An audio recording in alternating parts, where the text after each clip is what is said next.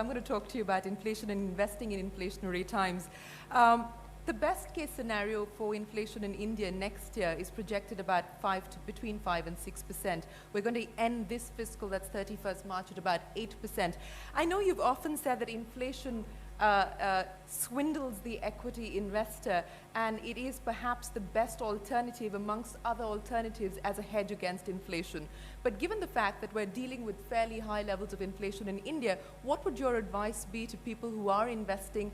What should they change? What should they do? Yeah, well, inflation, Keynes said it many years ago that it's an invisible tax that only one man in a million really understands, and it's a tax on people that have had faith in their currency that the government's issued.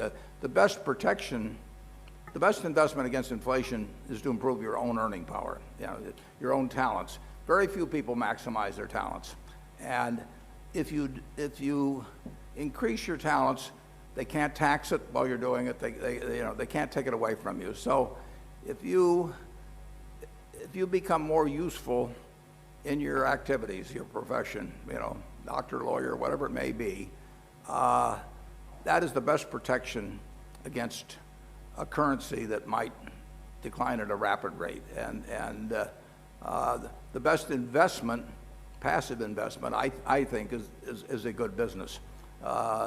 If you own an interest in a good business, you're very likely to maintain purchasing power no matter what happens to the currency. But it's interesting. In the United States, the value of the dollar since I was born has declined by 94% to 6 cents. So inflation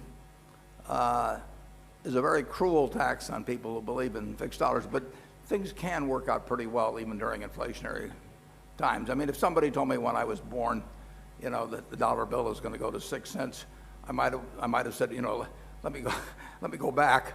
I'm not interested in emerging into that kind of a world. But actually, it's worked out pretty well, so I have no complaints.